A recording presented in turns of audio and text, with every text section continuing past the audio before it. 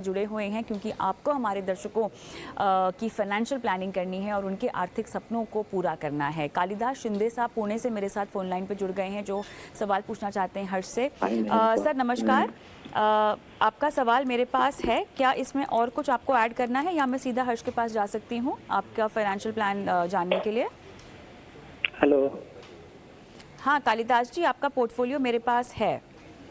हाँ हाँ, आपको 25 लाख रुपए डालने हैं 15 साल में, है ना? और 3 फंड में आपको निवेश करना है। हाँ बराबर मैडम। चलिए ठीक है, हर्ष बताएं इनको क्या करना चाहिए। हाँ सुमेल, कविता इन्होंने बताया है कि इन्हें 25 लाख लमसम डालना है। पैसे इन्हें 15 साल बाद चाहिए और ये एसटीपी के जरिए 15,000 रुपया हर महीने का निवेश करना चाहते हैं। मॉडरेट रिस्क ले सकते हैं। सो कालिदास जी देखिए, अगर आप 15 साल के लिए इन्वेस्ट कर रहे हैं और एसटीपी का जरिया ले रहे हैं, तो ये प्रोडक्ट अपने आप में, ये जो कॉम्बिनेशन है वो अपने आप में इतना अग्रेसिव नहीं है कि आप पूरे के पूरे 25 लाख रुपए इक्विटी में एक साथ लगा रहे हैं। तो आप अगर चाहें तो एक 100% इक्विटी फंड भी ले सकते हैं एसटीपी के लिए। मैं नहीं कह रहा हूँ कि 25 लाख आप एक साथ इक्विटी में डालिए, लेकिन इक्विटी जो 25 लाख है वो आप लिक्विड फंड में जमा करेंगे और वहां से एसटीपी करके आप इक्विटी में आएंगे। अगर आप चाहें मॉडरेटली, आपको अगर थोड़ा रिस्क कम लेना है, तो आप हाइब्रिड फंड भी जोड़ सकते हैं। अब एक कंसर्न मुझे आपके पोर्टफोलियो में ये है कि आपने कहा कि 25 लाख लमसम डालना है और 15,000 रुपए आपको हर महीने शिफ्ट करने हैं। तो अगर हम ये इक्वेशन देखें तो आपके पैसे 13 से 14 साल बाद ये पूरे इक्विटी में आएंगे और 15 साल बाद आपको पैसे ऑलरेडी चाहिए। तो मेरे हिसाब से जो आप एसटीपी करें ना, वो टेन्योर आप 5 साल का रखें, तो आपका जो हर महीने का एसटीपी अमाउंट होगा वो 45,000 तक आएगा। तो इस तरह से आपके पैसे इक्विटी में आएंगे और फिर उन्हें 10 साल मिलेगा कंपाउंड होने के लिए। तो जो स्कीम्स आप यूज कर सकते हैं वो मैं इस तरह बता दूं। एक 15,000 की एसटीपी जो आप सेट करेंगे वो होगा ABSL Nifty 50 equal weight index fund. दूसरा है Canara Robeco emerging equity fund और तीसरा ICICI Pru balance advantage fund. तो ये हो गया वो स्कीम जिसके अंदर एसटीपी आएगी। आपका इन्वेस्टमेंट 15,000 पर मंथ पर स्कीम इनमें आएगी। लिक्विड फंड आप उन्हीं फंड हाउस का ले लीजिए, जैसे आदित्य बिरला का लिक्विड फंड लीजिए, कैनरा डेबेको का लिक्विड फंड, आईसीआईसीआई का लिक्विड फंड, और वहां से एसटीपी सेट करिए 15,000 ईच। तो 5 साल में आपके पैसे इक्विटी में आ जाएंगे और वहां से फिर आपको ग्रोथ के लिए 10 साल का टाइम मिलेगा। ऑलराइट, चलिए आगे बढ़ते हैं। अगले दर्शक हमारे साथ फोन लाइन पर हैं, देबाशीष साहब गुवाहाटी से। चलिए, ये फ़ोन लाइन पर हमारे साथ नहीं है, लेकिन इनका सवाल हम ले सकते हैं हर्ष। और एनपीएस में 2 साल से 2 लाख रुपए का निवेश कर रहे हैं, नेगेटिव रिटर्न मिल रहा है, थोड़े चिंतित हैं इसको लेकर और पूरे अमाउंट को विड्रॉ करने के बारे में सोच रहे हैं। क्या इनकी ये सोच सही है? सो कविता देखिए, एनपीएस एक रिटायरमेंट टूल है। सो आपको एक एन्युटी के रूप में देखना है कि 60 इयर्स के बाद में आपको जो एन्युटी आएगी उससे, और अभी आपका अक्यूमुलेशन फेज है जहां पे आप अभी जमा कर रहे हैं।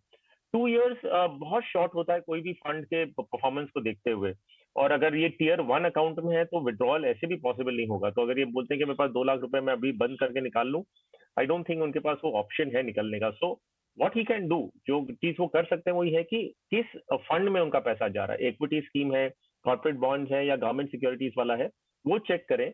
और अगर उन्हें लगता है कि इक्विटी ज्यादा रिस्की है तो वो कॉर्पोरेट बॉन्ड या गिल्ड फंड में, जो गवर्नमेंट बॉन्ड्स में इन्वेस्ट करते हैं, वो फंड स्विच कर सकते हैं वो। So I think that is a better strategy. और ये विड्रॉल का, ये रिटायरमेंट प्रोडक्ट है, तो अभी इतना जल्दी उसे देख के उसे विड्रॉल का सोचना I don't think is the right decision. Alright, चलिए हर्ष आगे बढ़ते हैं और अब सीधा रुख करते हैं निवेश के गुरु मंत्र की ओर।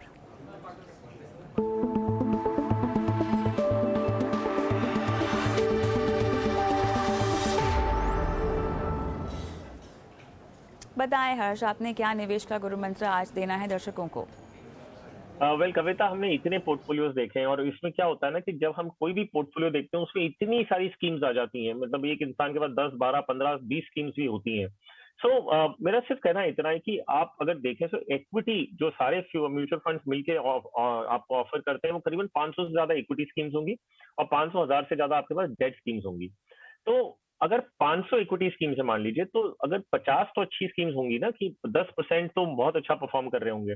अब क्या होता है कि हर एक इन्वेस्टर ना अलग अलग माध्यम से कोई ना कोई स्कीम का नाम सुन लेता है, और क्योंकि 50 अच्छी है तो कोई ना कोई आपको कोई दूसरा, किसी को कौन सी स्कीम पसंद है, किसी को कुछ और नहीं है। तो ऐसे आप इतने सारे नाम सुन के आप वो सारी स्कीम्स अपने पोर्टफोलियो में ले लेते हैं।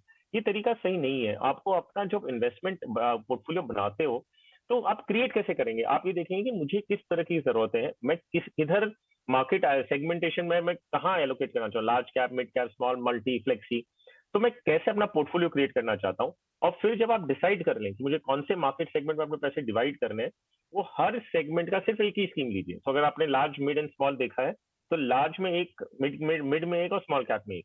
ये नहीं कि 5-5 स्कीम लार्ज कैप की, 5 मिड कैप की, 5 स्मॉल कैप की। अपने पोर्टफोलियो क्लटर ना करें, उससे कोई फायदा नहीं होगा। और सिंपल रखें, कम स्कीम्स रखें, आपका जो मतलब है, जो पर्पस है, वो पूरा सॉल्व हो जाएगा। चलिए, तो इतने अनोखे निवेश गुरु मंत्र के साथ हर्ष, बहुत बहुत धन्यवाद, आपने समय निकाला, दर्शकों की फाइनेंशियल प्लानिंग की आज। और इसी के साथ मुझे भी आज के शो में इजाज़त दें, लेकिन जाते जाते आपको छोड़ जा रहे हैं हमारे व्हाट्सएप नंबर के साथ, जिसके ज़रिए आप सीधा हम तक पहुंच सकते हैं, अपने सवाल हमें भेज सकते हैं और हम कर सकते हैं आपकी लाइफ फाइनेंशियल प्लानिंग। नमस्कार।